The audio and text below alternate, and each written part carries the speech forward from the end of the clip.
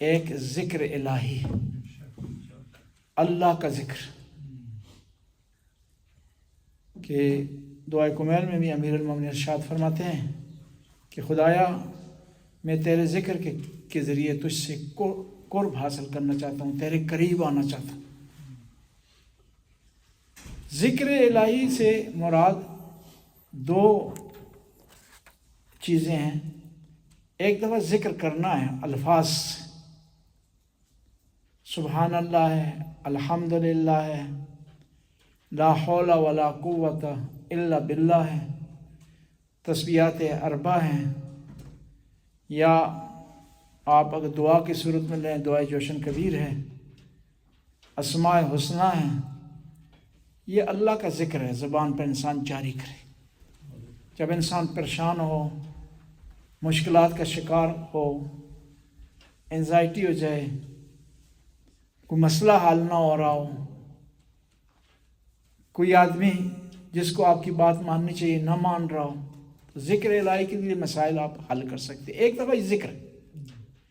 ایک دفعہ ذکر الہی سے مراد خدائی احکام پر چلنا ہے، خدا کے واجبات کو بجا لانا ہے، خدا کی منع کی ہوئی چیزوں سے رکنا ہے۔ جب گناہ کی طرف آ جائیں خدا یاد آ جائے، رک جائیں گناہ سے۔ واجب کا وقت گزر رہا ہو، خدا یاد آ جائے اور واجب کی طرف آپ راغب ہو جائیں۔ آسان سی مثال دوں، دیکھیں نا، آپ روڈ پر گاڑی چلاتے ہیں، اگر قانون کی آپ پاسداری نہیں کرتے روڈ پر، صرف کہتے ہیں قانون قانون، کیمرہ، قانون، روڈ، تو مسئلہ حل نہیں ہوگا۔ مسئلہ آپ کا تب حل ہوگا کہ وہاں آپ سپیڈ کی رعایت کریں، سپیڈ لمٹ کا خیال رکھیں، اوور ٹیکنگ نہ کریں، غلط لائن تبدیل نہ کریں، تبدیل کرتے ہوئے قانون کی مراد کریں، قانون کا خیال رکھیں۔ خداوند تعالیٰ ذکر سے بھی یہ مراد ہے کہ آپ ساتھ ساتھ ذکر بھی کریں، ساتھ ساتھ کہ خدائے خوف بھی آپ کے اندر ہو۔ جھوٹ بولنا آپ کی زبان پر آیا ہوا ہو، لیکن خدا کو یاد کرتے ہوئے جھوٹ سے رک جائیں۔ غیبت کرنا آپ کی زبان پر آیا ہوا ہو، لیکن خدا کو یاد کرتے ہوئے غیبت سے رک جائیں۔ آپ سے کوئی آدمی ریکویسٹ کر رہا ہے، مدد کی درخواست کر رہا ہے، آپ مدد نہیں کرنا چاہتے، لیکن خدا کو یاد کرتے ہوئے اس کی مدد کریں۔ خدا کی یاد سے یہ مراد ہے، یہ زیادہ امپورٹنٹ ہے۔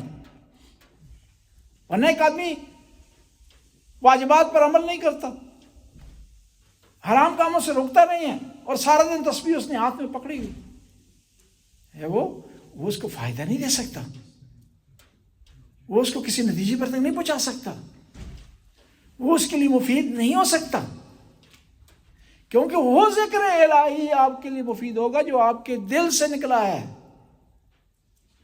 جو صرف زبان پر نہیں ہے، زبان کے ساتھ دل بھی ہمراہی کر رہا ہے، دل بھی فالو کر رہا ہے۔ آپ اگر یہ ذکر پڑھتے ہیں یا عظیم ہو، تو خدا کی عظمت کو آپ جانیں۔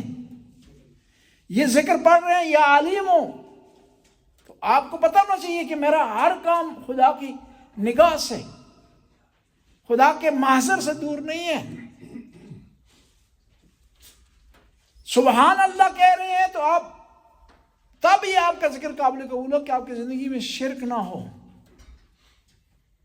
الحمدللہ کا ذکر تب جو ہے قابل قبول ہے آپ کی طرف سے کہ آپ حقیقی معنوں میں خدا کا شکر ادا کر رہے ہوں۔ آنکھیں اس کی نعمتیں ہیں، لیکن نامحرم کی طرف آپ کی نگاہ نہ ہو۔ کان اس کی نعمت ہیں، ان کا شکر ادا کرتے ہوئے موسیقی کو نہ سنیں۔ یہ زبان اس کی نعمت ہے، اس کا شکر ادا کرتے ہوئے آپ اس کو تلاوت کلام اللہ میں استعمال کریں، اس کو اچھے بول میں آپ استعمال کریں، تو تب جو ہے وہ یہ ذکر آپ کے لیے مفید ہوگا۔ اب جو ذکر الہی ہم کرتے ہیں، چاہے وہ زبانی ہو چاہے عملی ہو، اس کے کوئی فائدے ہیں احادیث اور قرآن کی آیات میں آئے ہیں۔ پہلا اس کا فائدہ یہ ہے کہ آپ جب ذکر کریں گے خدا آپ کو یاد کرے گا. کون سی ہستی آپ کو یاد کر رہی ہے جو آپ کے ذکر کی محتاج نہیں؟ جب کوئی محتاج نہ ہونا تو آپ کا خیال رکھے، وہ بڑی بات ہوتی ہے. ورنہ لین دین تو ہر کسی سے آپ کر سکتے ہیں، لینا دینا تو ہر کسی سے آپ کر سکتے ہیں، معاملہ تو کسی سے آپ کر سکتے ہیں. وہ خدا آپ کو یاد کرے گا جو آپ کے ذکر کا محتاج نہیں ہے، وہ آپ کو یاد کرے گا. سب سے پہلا فائدہ. دوسرا، ذکر خدا جب کریں گے نا آپ، شیطان آپ سے دور ہوگا. شیطان جب آپ سے دور ہو جائے گا، آپ گناہ سے بچ جائیں گے، خطا سے بچ جائیں گے، معصیت سے بچ جائیں گے، وسوسوں سے بچ جائیں گے. اور یہ کبھی یہ نہ سمجھیں کہ آپ ذکر کرتے ہیں خدا آپ کو جواب نہیں دیتا، خدا آپ کی دعا قبول نہیں کرتا. یہ نہیں ہوتا ایسا. وہ ایک آدمی تھا، اس کی خواب میں شیطان آ گیا. انہوں نے کہا تم اتنے دن سے ذکر کر رہے ہو، خدا تمہیں جواب نہیں دے رہا، ایک دن میرا ذکر کر کے دیکھو میں تمہیں جواب دیتا ہوں. تو چلا گیا، پریشان ہو گیا کہ شیطان نے مجھے یہ کہا. ایک عالم دین سے سوال، عالم دین نے جواب دیا کہ یہ جو تم ذکر کر رہے ہو نا، خود ذکر کرنا تیرا اللہ کی طرف سے جواب ہے. یہ خدا نے توفیق دی ہے کہ تم ذکر کر رہے ہو. وہ اگر توفیق نہ دیتا تو ذکر تم کر نہیں سکتے تھے. یہ زبان کس نے دی ہے ذکر کرنے کے لیے؟ اس نے دی ہے. صحت کس نے دی ہے ذکر کرنے کے لیے؟ اس نے دی ہے. یہ موقع فرصت کس نے فراہم کی ہے؟ اس نے فراہم کی.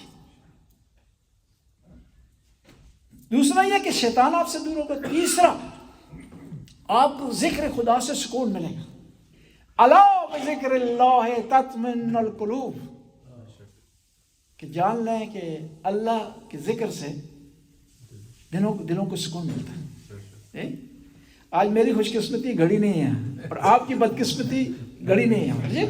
صحیح، وہاں ورنہ دیکھ کر کے ٹائم سیٹ کر لیتے ہیں جی. صلوات پر بلند ہو.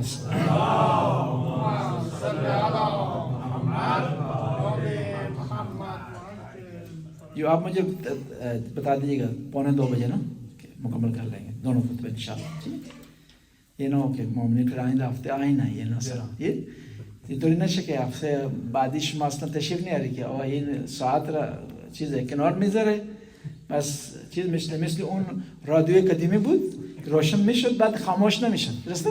هم میزدید از خاموش میشد. صلوات پڑھیں.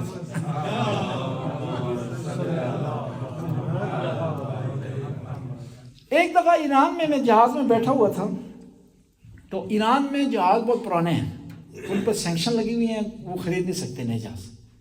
تو جہاز میں آپ بیٹھتے ہیں، جہاز اوپر جاتا ہے، پھر بھی درود صلوات تکبیریں، ٹھیک ہے جی، کلمہ پڑھنا پڑتا ہے، اور جب نیچے آتا ہے تو پھر بھی کلمے پڑھنے پڑتے ہیں، بڑا ڈگمگاتا ہے.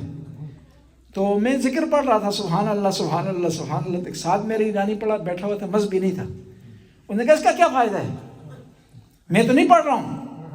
صحیح آیا یہ جو ہے ذکر پڑھنے سے جہاز رک جائے گا، نہیں گرے گا، حادثہ نہیں ہوگا. میں نے کہا اس کا مجھے نہیں پتا، لیکن مجھے سکون مل رہا ہے. تم پریشان ہو، کبھی اس سیٹ کو پکڑ رہے ہو، کبھی اس سیٹ کو پکڑ رہے ہو، کبھی آگے جھک رہے ہو، کبھی آنکھیں بند کر رہے ہو، لیکن میں سکون سے بیٹھا ہوں، ذکر خدا کر رہا ہوں. اور جب بھی آپ کو پریشانی ہو نا تو آپ ذکر خدا کریں، سبحان اللہ الحمدللہ.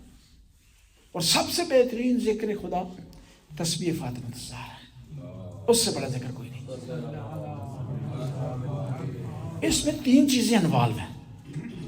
ایک ہے ذکر خدا، دینے والا، جو دینے والی ہستی ہیں، تحفہ دینے والی ہستی ہیں، اپنی بیٹی کو. کون سی؟ سیدۃ النساء کو تحفہ دینے والی ہستی کون ہے؟ خاتم الانبیاء. جس ہستی کو تحفہ دیا جا رہا ہے فاطمہ الزہرا. اس کا مطلب یہ ہے کہ انمول تحفہ تھا کہ پیغمبر پاک نے دیا اپنی بیٹی کو. پھر یہ ہے کہ حدیث میں آتا ہے کہ ذکر خدا سے دل کو نئی زندگی ملتی ہے، ایمان تازہ ہوتا ہے، انسان اس کو ایک نیا ولولہ ملتا ہے. چاہتے ہیں نا دل آپ کا زندہ ہو جائے، بعض کا دل مردہ ہو جاتا ہے. انسان کیا ہو؟ قسی القلب ہو جائے. انسان جب خدا سے دور ہو جائے عبادتیں چھوڑ دے، گناہ اتنا کرے کہ گناہ اس کو گناہ نہ لگے، وہ انسان کا دل مردہ ہو جاتا ہے۔ کہتے ہیں نا جب کوئی انسان ایک گناہ کرتا ہے نا، اس کے دل پر کالا دھبا، سیاہ نقطہ، چھوٹا ڈاٹ بن جاتا ہے، گناہ کرتا جاتا ہے، وہ پھیلتا جاتا ہے۔ ایک ٹائم ایسا آتا ہے